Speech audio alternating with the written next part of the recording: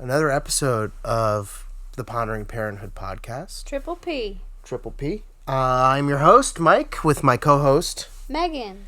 And on this episode of the podcast, we're gonna focus on things we didn't know. In the postpartum era. Yeah, things we didn't know and that we wish we had known a little bit more about. Yeah, like things we had absolutely no clue about. No clue about. Now, it's important to note, and I think for any parents out there who are listening, which I assume you all are, because why would you listen to a parenting podcast if you weren't a parent? There's a lot we don't remember. Oh, yeah. The first, 18 months or so, there's, some kind of amnesia magic that happens. Yep. You just forget everything. Forget a lot. It's the way they suck you in to just keep having kids. Yeah, there's definitely some kind of conspiracy there, right? To force you, or not force you, but to get you to continue having kids. They just make you forget about how tough it can be. But we're going to do our best. We got together, put our heads together, and did some chatting about this, which is good because we don't normally talk at all. So this got us talking about something at least. And we have a list of things that we wish we had known about prior to having a kiddo. Yeah. Should we jump right in? Do it. All right. I figure I'll go. I'll say one. You say one. I'll say one, A little back and forth. I'm not talking for the rest of the podcast, so. It's your podcast. Oh, right. Okay, so I will talk for the entirety of the podcast. No. Oh, okay. Nobody wants to hear that. You're right. That's true. Back and forth sounds good to me. Okay. So for my list, I have night sweats. Those first, couple weeks of postpartum, I remember waking up in the middle of the night just drenched in sweat. And on top of that, once your milk comes in, you're not only drenched in sweat, you also have milk all over your body. Yuck. Come on. The people need to know. No one wants to hear about this. So that was something that, it would have been nice to, just have a little heads up on that. Be prepared. It makes sense. It's not, super surprising with all the hormonal stuff going on in your body. Sure. But I remember for many, many, it was probably months. Again, I don't remember, but months of just not knowing what to wear to bed. Because, your boobs are so big and they're milky and you're sweating and... Come on. Everything. And you also want to be, waking up ready to breastfeed. So, what do you wear? The human body's disgusting. It was terrible. I'm trying to remember. We had those, breast pads. Oh, I basically put a towel on the bed. Oh, I do remember that. Yep. Yeah. I just, laid a towel on the bed knowing that I was just going to leak everywhere and sweat everywhere. Right. And, it kind of helped. It's, yeah, they do say that, once you have a baby, at least for that first, year or so, and, I mean, depending on how long you choose to breastfeed for, but, that your body... For the woman, your body really isn't yours. That must be, so... Yeah, you have, no control over any of that. It's just happening to you. It's tough. I did look it up. Some research suggests about 35% of people who have just given birth have night sweats. I feel like it's probably more common than that, but whatever. And in that same vein... So, the night sweats were one thing, and that was something that, continued on for weeks. Again, I don't remember exactly when they stopped, but your hormones are just regulating. But on top of that, I want to say it was definitely within the first week, probably within the first 2 or 3 days of being home. Probably the first 2 days of being home. I all of a sudden just started shaking. Mm-hmm. And I could not control it. I felt so cold. And I went into bed and I just had to cover myself with the comforter, every single blanket. I had a sweatshirt on. I was so cold and shivering so much that my teeth were chattering. Mm-hmm. And I don't know what you were doing, but eventually I was able to like, Mike, I don't know what's going on. Yeah. And I thought you were sitting on the couch. Maybe you moved to the couch afterwards. I mean, I think it happened a couple times, like Yeah. maybe once or twice total. Yeah. And I called the nurse on call, like the nurse's Yep. line. And I remember explaining this to them after it had gone away. Yeah. And whoever the nurse was just like, huh, I don't know about that. Which is just like... It's like not what you want to hear, looking right? back to, it's like, how? Like, your job is working with postpartum women, and I've since looked this up, and it's actually a pretty common thing that happens, like, for a lot of reasons. Yeah. And it was just, like, such a frustrating moment, because you're just, like, seeking for, oh, this is normal. Like, yeah. you're okay, Yeah. but I'm not about to die. Yeah, I was even more amped up of, like, oh my god. So what are the reasons? Because I think one of the things you told me was, like, when your milk comes in, that can cause that particular, like, for the first time, or when it first really starts coming in. That can be part of it, but also just, like, again, the hormonal stuff going on. Your hormonal surges, and the other thing that I read was stress. Like, your body's, like, releasing all the stress and tension of birth. I don't know if that's just, like, a theory, but yeah. And also I had a C-section, so, like, that could be part of it. Just, like, all the trauma from surgery, and, like, you're on some pretty intense medications and all that. So your body's just, like, freaking out for a little bit. Right. But that was something that was definitely surprising, and I had no idea about. Do you remember that? Were you, like, freaked out when that was happening? Yeah. Oh, yeah. Especially because, like, you know, you and I had spent so much time reading and listening to podcasts and trying to prepare. And, you know, one of the things that you hear a lot about is, you know, how quickly things can go sideways. Yes. In pregnancy and birth. And everything had gone, for us at least, everything had gone relatively smoothly.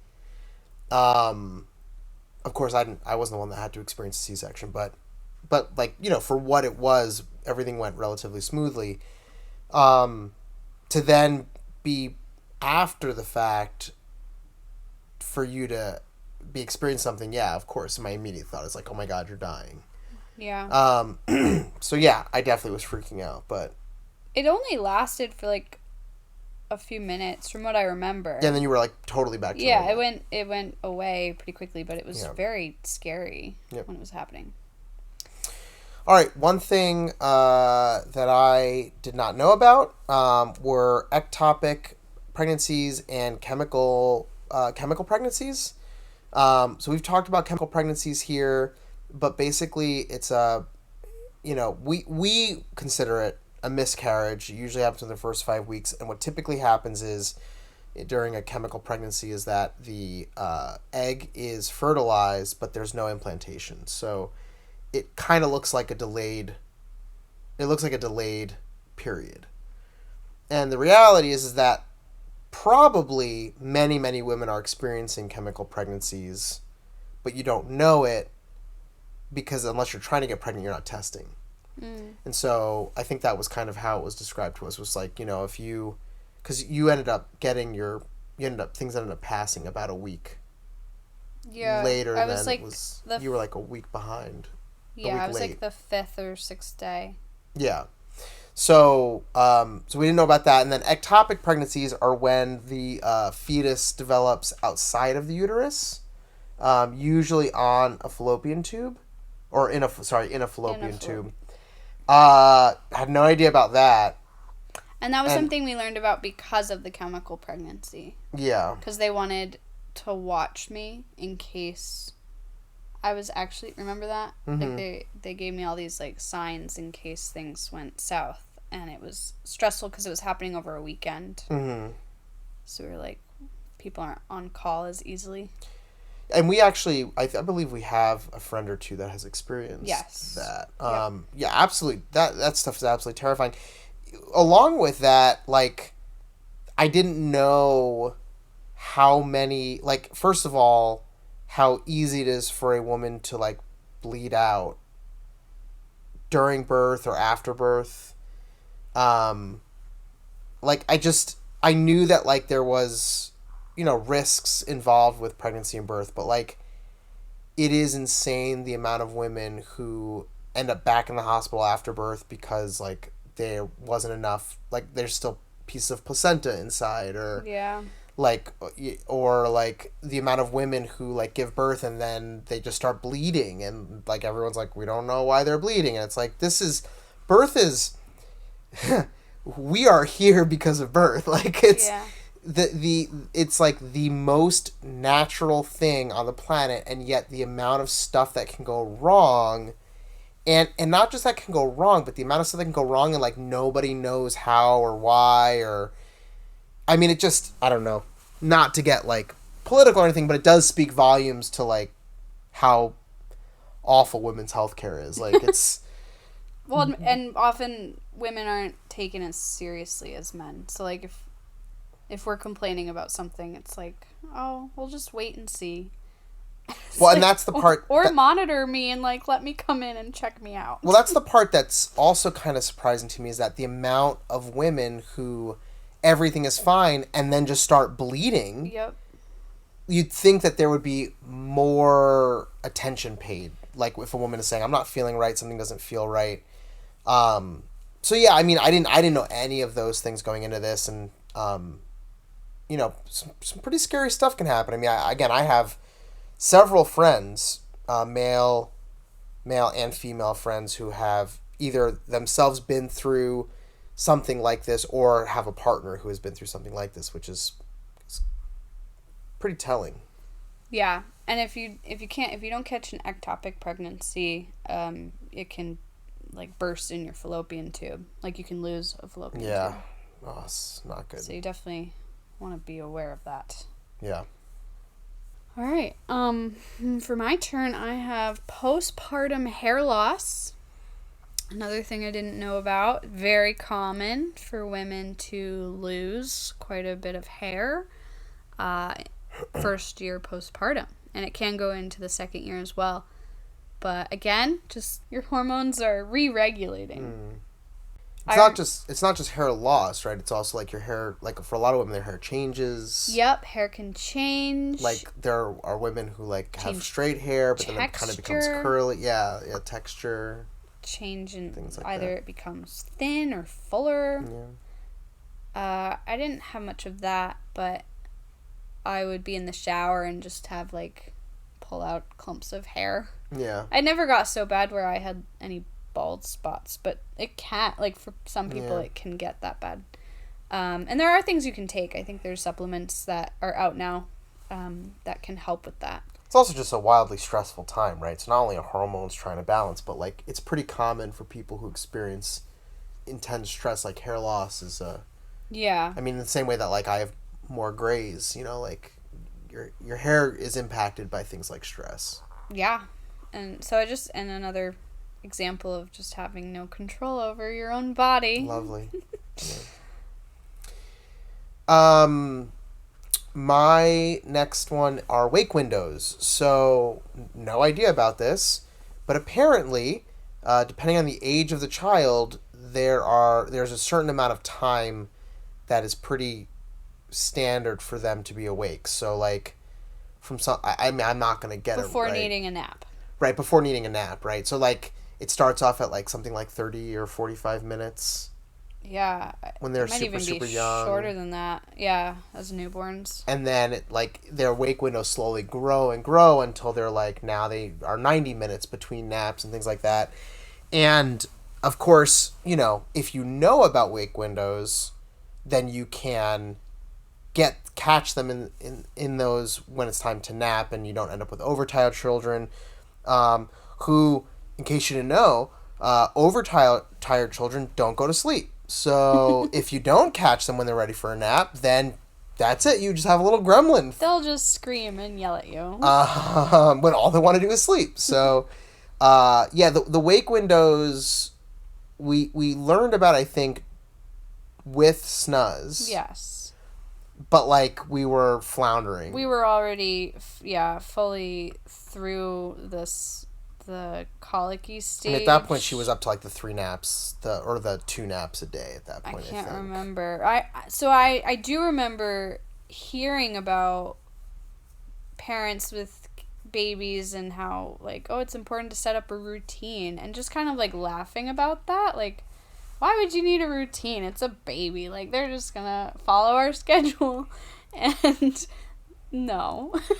I mean, maybe like some babies can be flexible like that, but others, no. Well, learning about the wake window was a game changer, and it made naps so much easier. Like, when you know the sweet spot, it's so much easier to put them to bed. Yeah. I think what's interesting is, like, because I would say Mouse is not, and has never been routine based. Right. But Snuzz needed a routine. Like, if we did not catch her for a nap, things were going to be a nightmare.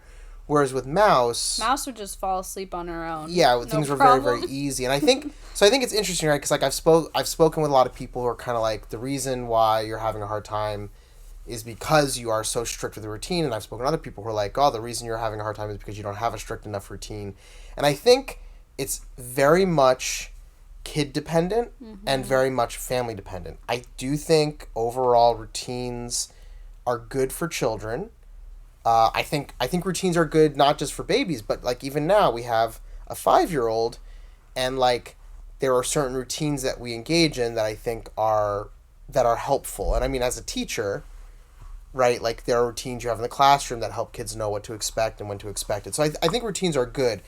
But I think that if you have a kiddo who, like our second, could fall asleep with a drop of a hat on top of you or on the floor in tummy time, like, then it's not so bad. But yeah, I mean, definitely knowing about wake windows and doing some research into wake windows will help you for sure. Because if you know my kid woke up and in about 45 minutes I should expect that they're going to be ready for another nap, you know to look for the signs.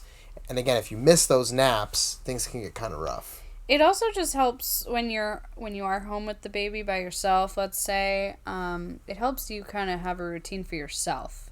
Like, puts breaks in your day of like, okay, I need, like, now that my baby's going to be awake for 45 minutes, I know they're going to eat for this long. We're going to do some playtime for this long. Like, it kind of adds some structure in a time when, like, you're completely floundering and wanting some sort of semblance of normal and routine and structure. So it was helpful. We probably discovered it around 3 or 4 months with Snuzz. Yeah. And then we were very fortunate and very happy to have it with Mouse, although again, maybe not as necessary with her. But it's possible that because we knew about wake windows, things went more smoothly, right? True. It's hard to know, like, if it was her or if it was our knowledge. So wake windows, very helpful. Very helpful. Overall. All right, you go. My next one is pelvic floor therapy. Yeah.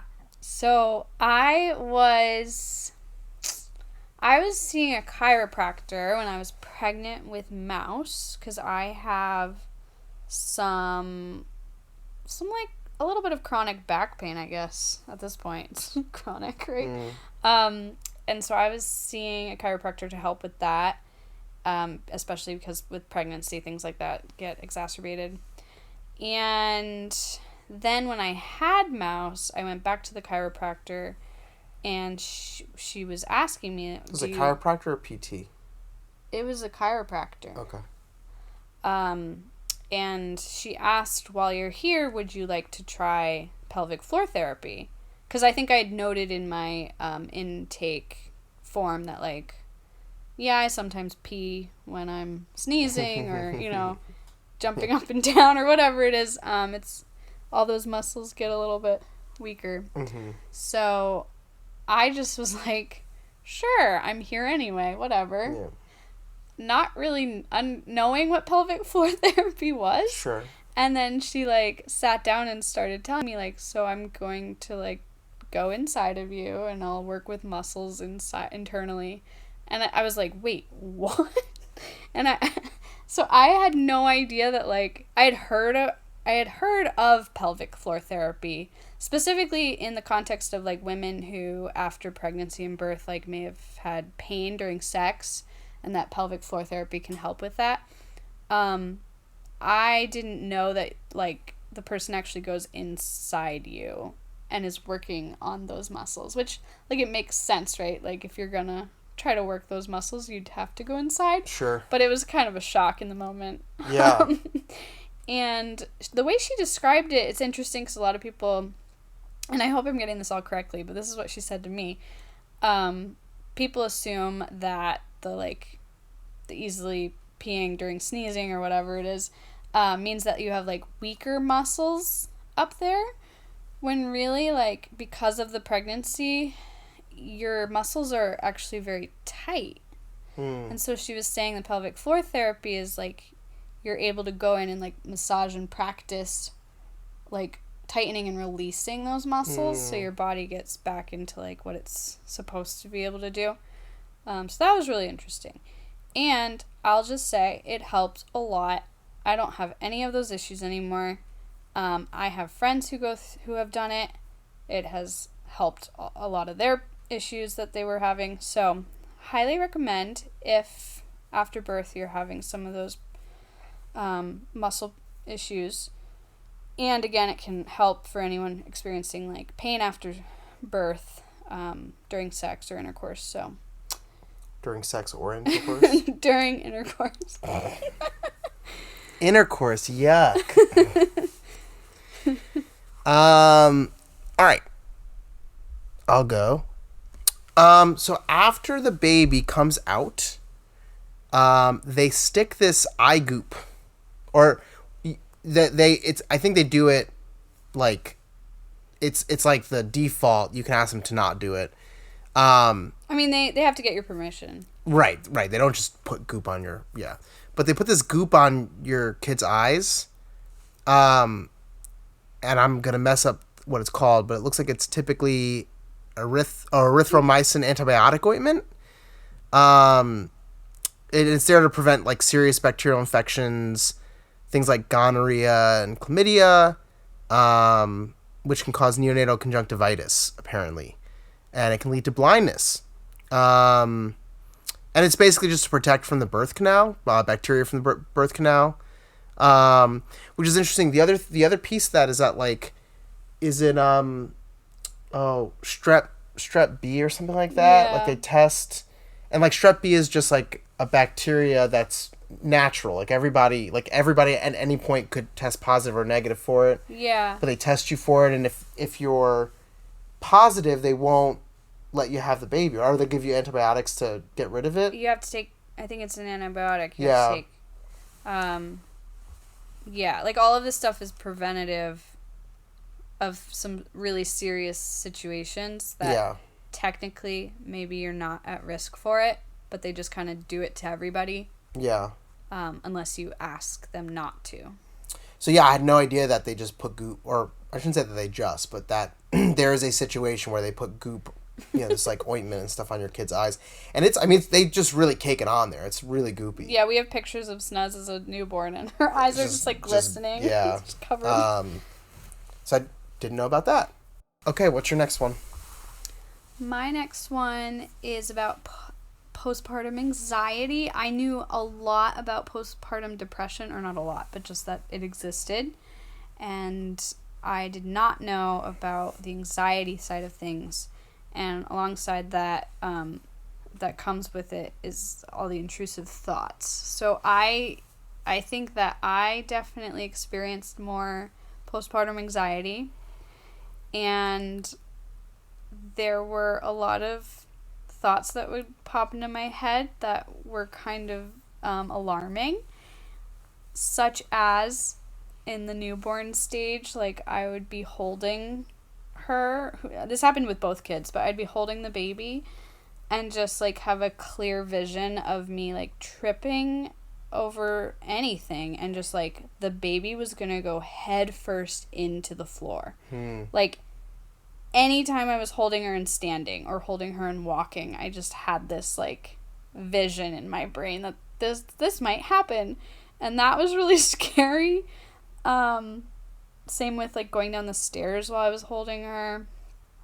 The other ones were I would wake up in the bed convinced that the baby was in the bed, and I would just be like ruffling through the sheets, That was looking always for the so baby. funny. That happened so many times. It happened a lot. You'd be like, Mike, where's the baby? And I'd be like, what? And you'd be like, Mike, where's the baby? And I'd be like, she's over there. In the bassinet. bassinet. No, she's in the bed. She's in the bed. Where is she? I'd be like, she's not in the bed. And so it got to the point where I would wake you up, and you'd immediately just be like, look in the bassinet. Yeah. I remember that. Yep. I remember that, yeah. Because it was happening so much, and it happened horrible. way more with the first one than it did with the second one. Way more. Yeah, for sure. We didn't co-sleep right away at all, but basically you were like, there's no threat of her being in the bed. We're not putting her in the bed. Mm-hmm. Because it was that early on. And a lot of that obviously was the anxiety around reading about SIDS and just knowing that a baby like that could happen, and it was horrible. So, and I thought that was strange, but then I was talking to my neighbor who also had a baby around the same time, like very, within the same month, and she also had those same situations. So we were just like on a walk, and I mentioned this, and she's like, oh my gosh, I did that too. And then I was listening to a podcast recently, and a guest on there was talking about doing that. So this is a very common thing because people are so concerned, obviously, about safe sleep. And then the final one that I remember happening pretty consistently was anytime I was driving or getting home in my car, I would like have this thought of leaving the baby in the car, and the baby's gonna be there and die. Yeah. Horrible. Intrusive thoughts are rough. So horrible. They're rough. But it's good to remember that they're just that. They're intrusive thoughts, But what's so bizarre is like the theory behind these is like these are a way to keep the baby safe because you're just so hyper aware, I guess. But it seems so backwards, It's like the brain's a funky thing. Yeah. And I did look it up, and this one research article estimates that 91% of mothers experience some sort of upsetting, obsessive, though not necessarily violent, intrusive thought at some point in pregnancy or early motherhood. Very, very, very common. I think it's likely that 100% of women experience some kind of intrusive thought with their children. The AI overview was like 70 to 100%. Yeah, I mean, because we all experience intrusive thoughts. Intrusive thoughts are a pretty normal human experience, right? Like, I think most of our listeners have. I'm assuming, maybe I'm wrong, but like one of the most common ones is you're driving and you're like, oh, I could just drive my car into the pole, or I could just drive my car off the road. Like, what would that be like? So I think intrusive thoughts are pretty normal. It wouldn't surprise me if like every mother has had some kind of intrusive thought. Yeah, it definitely wasn't something that I was used to. So, like, I had those. Well, you're a mentally healthy human. Yes, I'm pretty. You're very fortunate. How lucky healthy. for you. But yeah, that's your privilege. It was definitely scary. It was definitely not fun. Thankfully, those have all subsided for the most part. My next one is kind of in line with that. Didn't know men could get postpartum depression. Didn't realize that was a thing. Clearly they can, because I experienced it. And it's way more common than I realized. Yeah. And so 1 in 10, they say. 1 in 10. So if you're a guy and you are experiencing some depression after the baby comes, I think what's hard is that you weren't the one carrying the baby. You weren't the one who just gave birth or had a surgery. You aren't the one that's having to deal with, milk coming in, feeding the baby. There are all these things, and so it can be really difficult for the non-birthing partner to speak up and say, look, I'm having a hard time here, because there is, I think, at least from where I was, there was a feeling of, well, I'm not doing anything. Like, I have no right to be complaining or but it's hard. It's hard for both partners, and Not speaking up and getting help can cause more problems and can make things more difficult. Because, I know that you and I, with Snuz, especially in the beginning, we fought a ton. And it's very common to fight in that newborn stage. You're both incredibly tired. The amount of times that we were fighting about something, and it was like 30 minutes would go by after the fight, we'd look at each other and be like, what? Yeah, what started What were this? we fighting about? Like, what are we... What is the actual problem? What is going on here? And it's like, oh, we're both just tired. And you add postpartum depression or postpartum anxiety, and all of a sudden it's like things are really, really messy. Non-birthing partners can get postpartum depression, and you should speak up. It's totally okay to be like, I'm having a hard time, even if you weren't the one that, just gave birth to a little human. Yeah. I literally remember a night where we were fighting, and I was like, Mike, what were we even fighting about? Mm-hmm. And you could not answer that question. No. Nope. All right. Yeah. Okay. I have two more. So, when your milk comes in, there's not really a good way for you to even learn about that till it's happening to you, really. So it makes sense that I didn't know. But your whole body like tingles, like the boobs especially. But I wish I knew what that everything felt just like tingles, and I do feel like I was experiencing some of the shivering at the time too. Mm-hmm. But yeah, just everything comes in, and I think it was the second night at home. And you were doing a diaper change, and I just, like, came into the room, and my milk was just shooting everywhere. Like, I could not control it. You shot the kids in the face a couple Oh, times. all the time. Yeah. Anytime I would feed, and then Snuz would, like, pull off the boob, it would just shoot her in the face. Yeah. Or in the shower, especially. Milk's just, like, constantly coming out. It's rough. It's wild. So I did not really know to the extent of what that was going to be like. Next one for me. You can't have a kid in a jacket in the car seat. Yeah. Didn't know that. Not safe. Which, in Vermont, is such a pain in the butt. Because, like, it's cold. Yeah. They need a jacket. Didn't know that. So don't put your kid in the car seat with a jacket. Yeah. And that's just so it's up against their body in case there's not like a cushion there. Yeah. In case you get in an accident. My last one. So you actually have a few more after me, but my last one is breastfeeding is seen as and it is natural and all of that, but the messaging is that it's just gonna come naturally to you and you'll figure it out pretty quickly. And overall, like I would say I was fortunate. I figured it out, quote unquote, relatively quickly. We also had insurance that covered a lactation yes. specialist. We had like somebody who was not just like certified in a thing or two. Like she was a lactation consultant. Yeah. And she came to our home and helped us or helped you and right. She's also the one that did our birthing class, so we were very fortunate to have. Yeah, so her. she talked a little bit about it during that too, Yeah. but I just remember it was still really hard and definitely hurt. A lot of people and lactation consultants will be like, it shouldn't hurt. But it still hurts. Like, I don't think and I don't know. Message us if you did not hurt ever at all breastfeeding.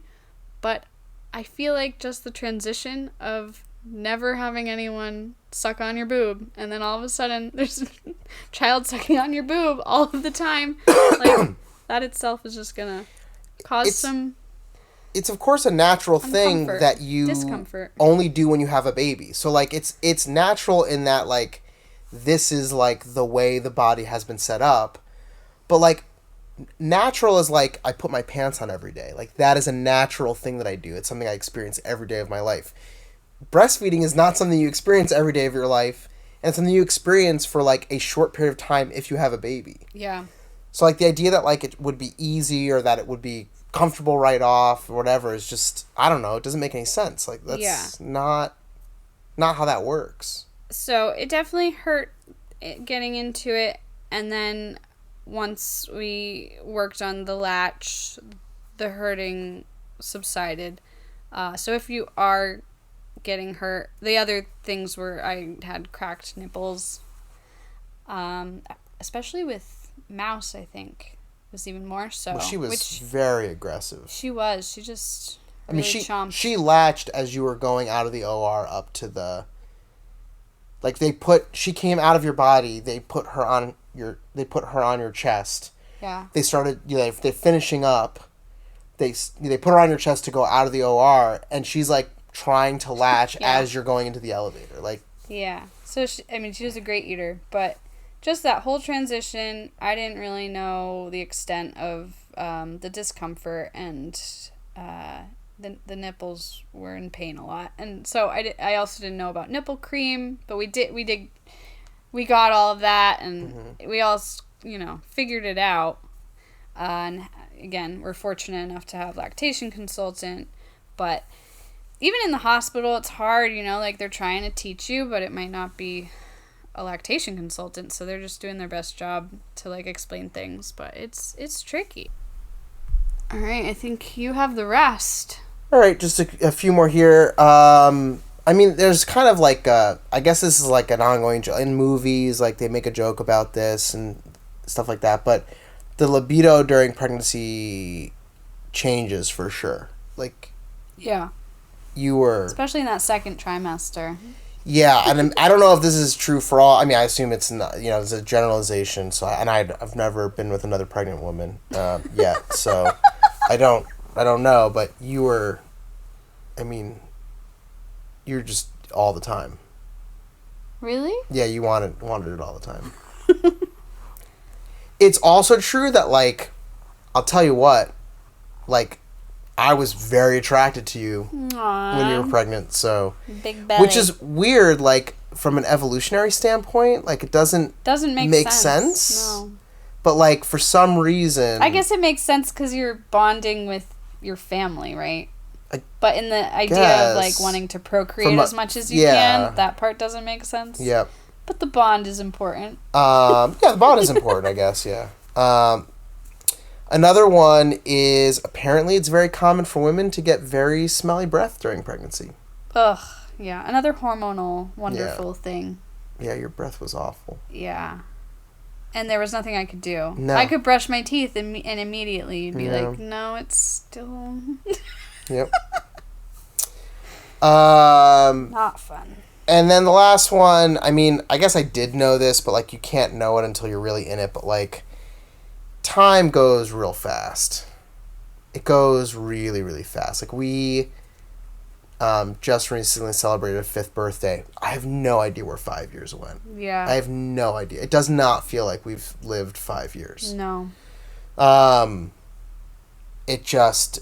I've said this very, very recently. I've been saying this a lot, but time is a thief. Yeah. It just takes and takes and takes. With little babies and little kids, too, you'll just wake up in the morning and you'll look at them and be like, you changed overnight. You look different. It's wild. And it's what's interesting, and I'm starting to, I'm in a much healthier place than I was, but I am trying these days to be far more present and aware, and I am also recognizing that even when things are really, really hard, that there's going to be a point in time where I'm going to say, I would go back and experience this again just to have the time. Yeah. Like, even the days where it's just like, it's winter in Vermont now, and so weekends can be really, really, really tough. The kids are not quite old enough where we can just, like, really get them out for winter sports, although we're trying. And so, like, there are days where it's like, is this day ever going to end? And I'm very thoughtful about the fact that, like, one day I'm going to wish that I could go back to these boring winter weekends just so I could have more time. Yeah, there's this trend kind of going on around in social media where...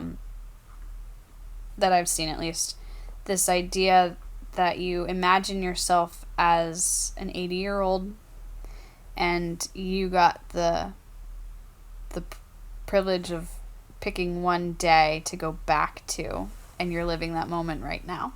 And so there are times when I, like, channel that. Yeah. And I just, like, look at them, or I watch them sleep, or I watch them play, and I just, like, channel that very intently. I'll tell you what, when you're dysregulated, when you've had a day and work is hard and, you know, things are off with your partner and the kids just won't stop yelling at each other and you've heard your name for the, you know, 1,000th time and you just are about to explode, taking a moment and thinking, sort of flipping that script and saying, there's going to be a point in time where I'm going to miss this. For me, at least, like, it helps lead to a more regulated space. Yeah. Because it's no longer a negative thing. Like, it's no longer like this is bad. It's just this moment is hard, but this moment is now. Yeah. But again, it's taken me years to get to that place, and that's, you know, after many years of therapy and, you know, it's hard. It's hard to, like, put those moments into perspective. Yeah. I was actually doing that tonight a little bit as, 'cause Mouse cried after bedtime. And I went in there and I sang her a song. And, you know, you can be, like, frustrated, right? Because it's like, why won't you just go to sleep? We put you to bed, like, 15 minutes ago. Just fall asleep. And then, but I tried to channel that. I'm like, oh, I'm getting to watch you lay down in your little toddler bed. Yeah. And sing to you. It's really sweet. Yeah. All right, so we're going to move into our next segment, which we are now, from this point forward, calling our... Lows and Glows. Shout out to Lisa, my cousin, who suggested that name for us. Lisa Thatcher. Oh, you coming on the pod? So we're gonna do some lows and glows. I'm gonna go first, so that way I can take whatever you're about to say. Oh.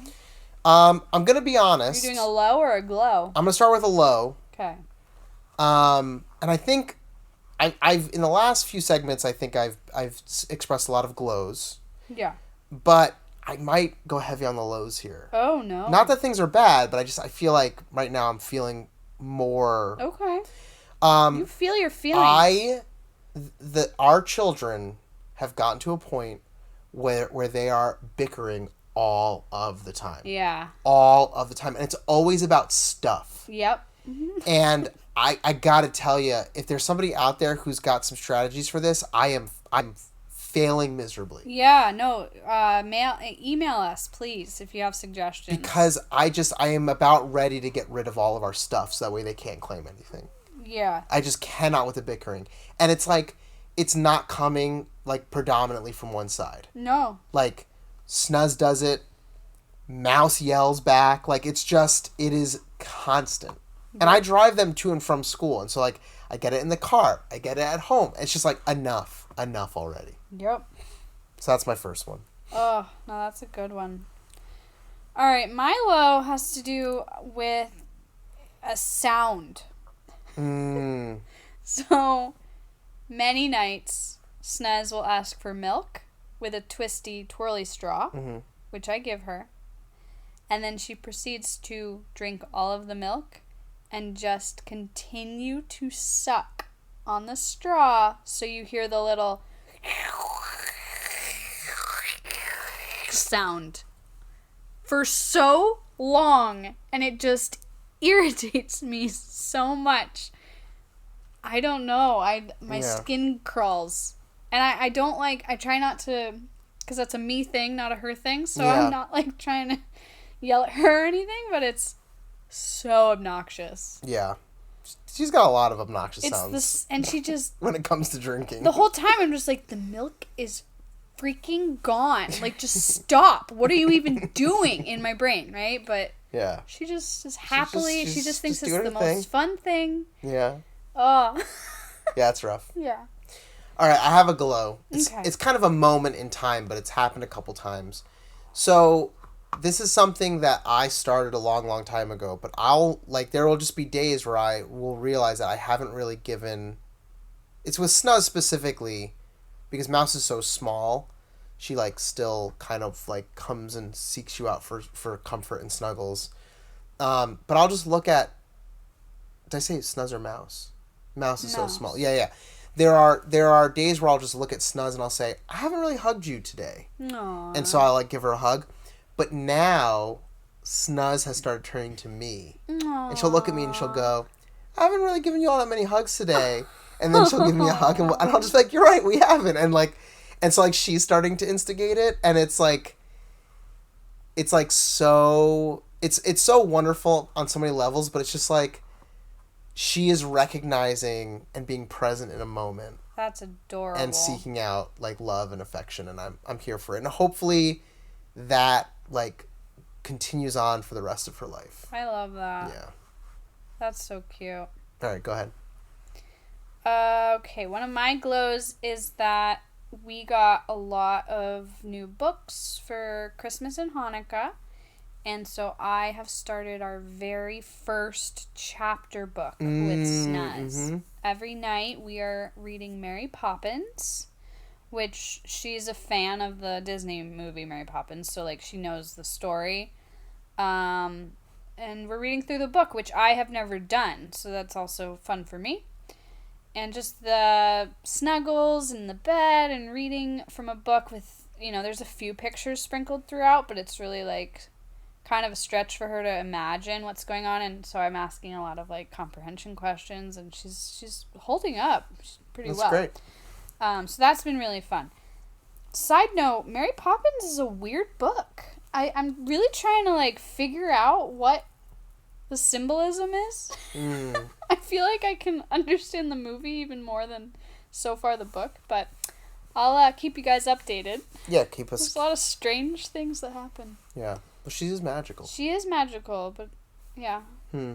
This is kind of a low and a glow. It's both. Mouse has become, I mean, she's always been very independent, but, like, she needs to do everything herself. Yeah. And it's both, like, wonderful, it's sad, and it's annoying as hell. 'Cause, like, today even, we're leaving school, and I just take one of her boots and I undo the Velcro. How dare you? And I wasn't even thinking about it. How dare you? Honestly, I wasn't even thinking about it. I was like, oh, we're going, like, I'll help. And she goes, no, Daddy, no. And then she has to take the boot. She has to put the Velcro back on. Yep. So that she can take the Velcro off. And it's just like, no. Yes. But it's also just like, it's great to see her, like, grow and develop and take on more and more things and feel more independent and feel more capable. And it's also sad because she's getting bigger, and that's not great.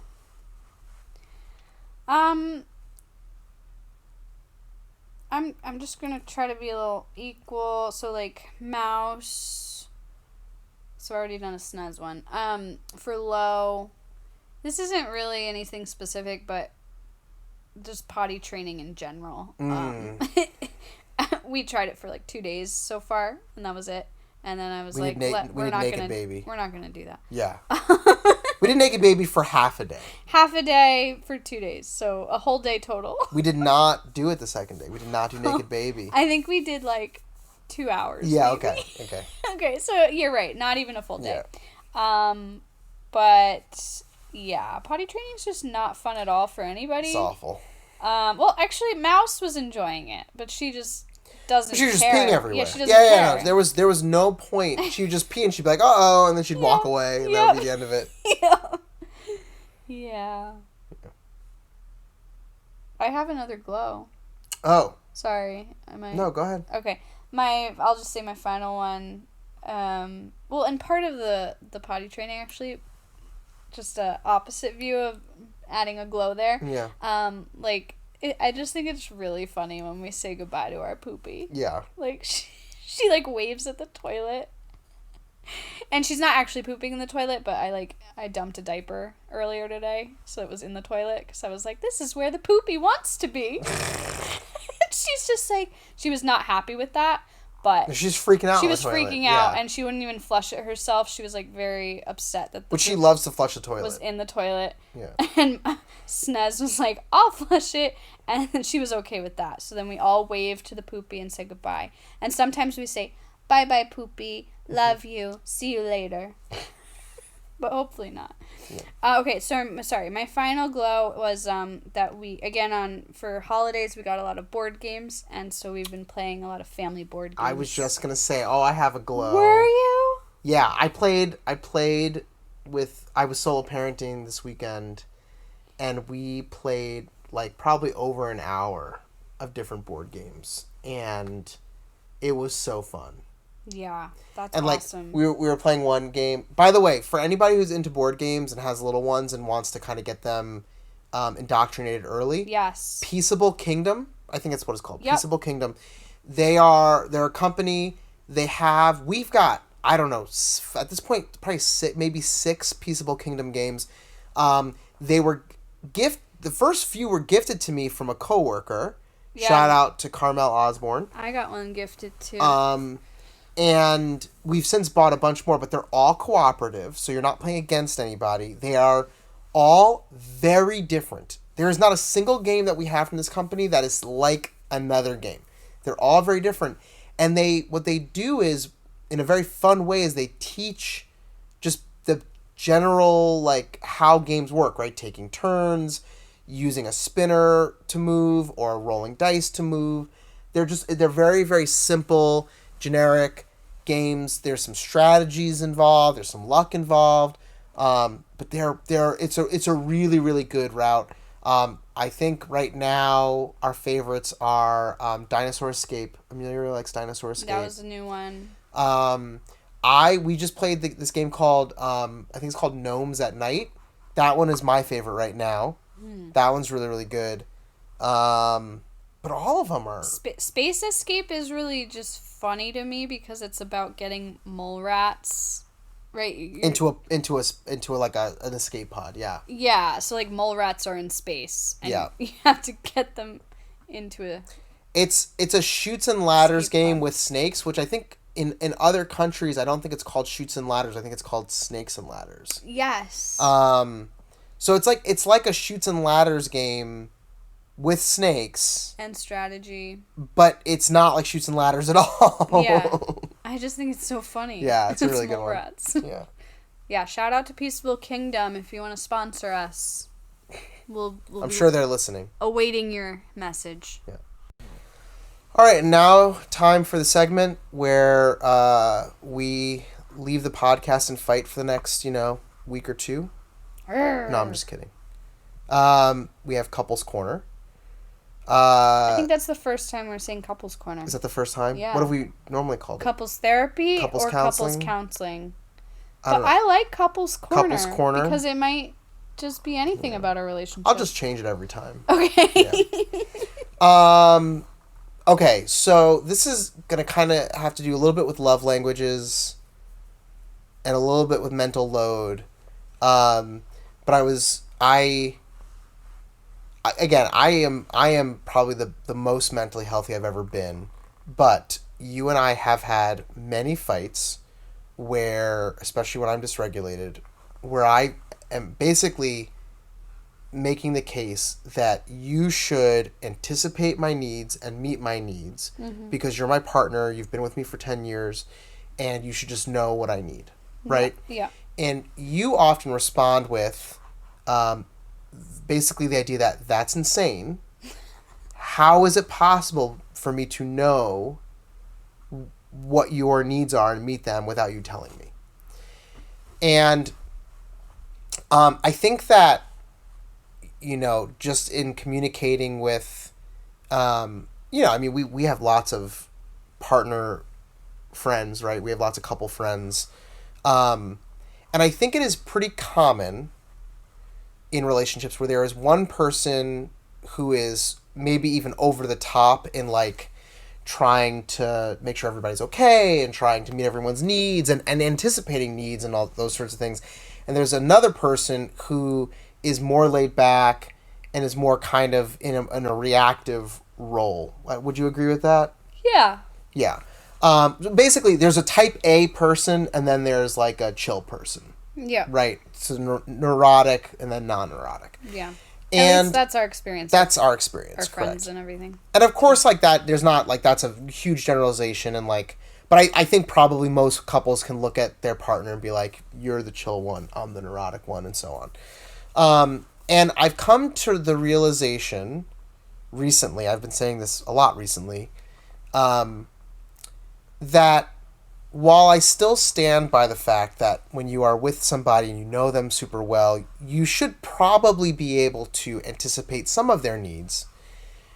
We are all functioning in a place where, like, some people's brains function in specific ways and other people's brains function in other ways. So, for example, it is very easy for me to think about what might your needs be, what might you need from me, and to anticipate them and meet them. And I'm often correct. Yeah, you're pretty good at it. For you, your brain doesn't operate that way. And it's not because you don't care about me. It's not because you don't love me. It's just that is not how your brain functions. And I often used to frame it as, well, if you loved me, then you would do this. Mm-hmm. And so I've gotten to this place where I'm like, it is, for certain people, it is an easier lift to do this than it is for the other person to do that. Mm-hmm. So in this instance, it is an easier lift for me to just say, hey, I'm having an overwhelming week. Can you please do the grocery shopping? Mm-hmm. Or, hey, I'm really strapped for time. Can you please pick up the kids? And I've been doing that a lot more recently. Over the last several months, I have been actively stating what my needs are. Yeah. And what that has done for our relationship is two things. One, you never say no to me. So I get my needs met, which is awesome. And two, what I originally wanted, you've started to do. Because I've been more vocal about what my needs are, you have come to the point where you will say to me, hey, do you want me to do any grocery shopping this week? Hey, do you want me to pick up the kids this week? Or whatever it is. And so I have fought for years to get you to a place where you can anticipate my needs. And really what I needed to do was just express what my needs were over and over and over again to get you to then start being well, because then it's transparent. Being proactive. It's more, you're communicating and it's transparent, and there's not like this test of like, is this person gonna see what I need, and I'm just gonna wait and watch them. Which I don't think you ever like thought you were doing, but that can sometimes be what it looks like to me, because it's like, how am I? Like, I'm not a mind reader. And often I would think like, oh, he wants this, and I'm gonna do this for him, and then I would do it thinking like, oh, this will be great. And then I would get upset about it because it wasn't what I wanted. And it's like, well, in a different scenario, you would have wanted this. Yeah, exactly. And so, just communicating is an incredible thing. Well, so for me though, it's bigger than that, because it's a perspective shift, right? It's like, anytime, because what this led to for me was like resentment, right? Like, I'm resenting you because you're not meeting my needs, when it was like I just needed, but it also led to resentment because I felt like you were not loving me enough. And it's like, no, this is not how your brain functions. I'm asking you to do something that is extraordinarily difficult for you. Whereas for me and my brain, it's not extraordinarily difficult to do that. Like, I think many people work to try and get their partner to function differently. But like, the reality is that if there are things that you want, and your partner isn't able to do it for you without you actively saying it, it means that it's a harder lift for them to anticipate, and it's an easier lift for you to express. And so I'm in this whole mindset of like, who has the easier lift? Because whoever has the easier lift should be the one to take that on. And so it's just something I've been thinking about. And what I have found again is that when you engage in the easier lift part, like when you engage in either expressing what your needs are or whatever the lift is for you, if you do that over and over and over again, what I have found at least is that the thing that you were trying to get your partner to do will likely start happening more and more frequently without you having to express it. Yeah, because you have been expressing it. Right. Yeah. You're showing them the pattern of what you're looking for. Mm-hmm. And the other thing, too, is that, like, I think, and I just recently listened to a podcast episode with Mel Robbins, who's the whole, like, let them, let me theory. And there is this sense of, like, in the podcast episode, she talks about how, like, people are so anti-surrender, or, like one of the criticisms that she hears from people about the let them, let me theory is that it feels like you're surrendering to them. And it's like, there's this sense of, like, well, if you're not anticipating my needs, and I'm just, like, letting you off the hook. And what she says to that is basically, like, what kind of life do you want to live? Like, what does, if you're calling one thing surrender, then what does victory look like? And, like, in this instance, if I'm letting you off the hook, quote unquote, by not asking you to anticipate my needs, if that's surrendering, then what's victory? Because what's happening right now is not positive. Yeah, you're going to be resentful and upset. Right. And that's going to build up. And it's gonna make our relationship worse. And again, then my needs are not being met at all. Right. And so that's kind of, I mean, again, I've come to this conclusion prior to listening to this episode, but in that episode I was like, yes, that's it. It's like, what life do I want to live? I'd rather live a life where we aren't having resentment towards each other, where we're not enemies, where we're on the same side, we're on the same team, where my needs are being met, where you're meeting my needs and we both feel good about that. And it's like, so, like, if that means that I am not going to get my needs and that you're not going to anticipate, and that I'm just going to have to express them, which again is a normal, natural thing, then if that's surrender, then I'm ready to surrender. Like, it's not an ego thing at that point. It's, I want the best life that I can have, and if this is a way to get to it, then I'm here for it. Yeah. I don't remember specifics, but I also remember the Gottmans talking about a little bit of this in their earlier marriage, that, like, I mean, this is a very, very, very common argument that couples have, right? Like, right. You're expecting that your partner's gonna know what you want, and then they don't, and then you get upset. Mm-hmm. And from my memory, it was one of the conversations they were having was like, you're almost not placing value in yourself if you're not expressing what you need. Mm-hmm. It's like saying, like, I must not be worthy enough to get what I need. Yes. And it's like, well, you are worthy enough. That's why you should be advocating for what you need. Right. And that was an interesting, I think that was actually the very beginning of us, like, turning the idea around in our relationship. Mm-hmm. Well, it's interesting because, like, even with the Mel Robbins, like, let them theory, the concept of empowerment, right? Like, I think we often lose our power because we are expecting something from somebody else. Mm. And when we express what our needs are, or when we create boundaries, or any of these things, we are becoming empowered. We are taking on that power. And that isn't to say that when your partner shouldn't, try to anticipate some needs, or be thinking of you, if I'm going to get them this thing because I think that will make them happy or whatever, like, that is good and valuable. But the way things normally should go should be, and from my perspective at least, that you're expressing what your needs are, and then your partner is then expressing whether they can meet those needs or not. Yeah. It's really helpful. Yeah, I mean, it's just taken me, it's taken us, 10 years? 10 years. To get there, so. Yeah. It's better than... Never? Yeah. Yeah. I'm going to keep playing with this idea of the who has the harder lift, because I think there's something there. Maybe I'll write a book one day. You should write a book. Write a book. Who's got the heavier lift? All right. Just to say, I didn't say who the Gottmans are. Oh, yeah. I kind of assume people know the Gottmans. I mean... They're like relationship experts.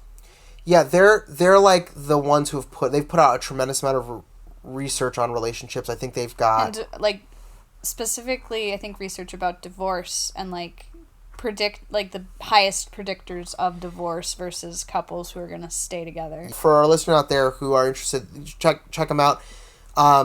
I've listened to them on Armchair Expert with Dak Shepard. That's actually where I heard the Mel Robbins episode as well. They talk a lot about resentment, which is sort of why I bring that up. But yeah, I think they have a survey they've given, because they're therapists. Yeah. And their research started with them basically developing a survey, and I think they would give this survey to their patients, and the surveys were like something within like 95% accurate in determining which couples would end in divorce and which couples wouldn't.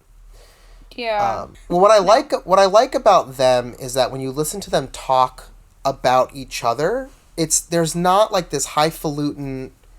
Like, they are very down-to-earth people. Like, they are people just like us who, at one point or another, were floundering and were figuring it out. It's like the same with Brene Brown, like the way she talks about her and her partner. Like, you know, we put these people on a pedestal, like, oh, I want to be like these people. And they're often like, I am here because I spent 20 years doing it completely wrong. Yeah, no, that's so true. And so, like, it makes me feel like I'm moving in a direction, like I'm moving somewhere, and like each day, I'm just trying to be just a smidge better than I was the day before. I'm trying to move towards these, like, you know, these ideals, these goals, just a little bit closer every day. That's really great, Beanie. I'm perfect, so I don't. I know you're. Well, we've talked about how mentally healthy you are. So. Yeah, I'm doing great. All right, I think we did it. We did it. Like, follow, subscribe. Our Instagram is Pondering Parenthood Pod. Our email is ponderingparenthoodpodcast@gmail.com. You can find us on Facebook, YouTube, Spotify.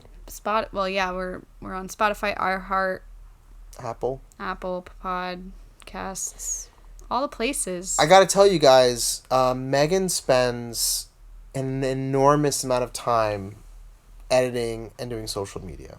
It's kind of fun though. At this point, she calls it out. She's the producer. Like, she'll be like, okay, we're gonna do this, and I'll be like, I don't really know if I want to do that. She's like, I'm the producer. We're doing it. It's like, okay, sure, yeah, whatever you say. That's right. So this is, you know, she jokingly says this is my podcast, but really, at this point, this is your podcast. I'm making it happen, Captain. So please like, subscribe, tell your friends. It will make Megan very happy if we can grow our listeners by, you know, even 20% would be amazing. Yeah, and like, reach out, let us know what you like about the pod, or if there's anything you think might make it even better. If you have any questions or anything, just let us know.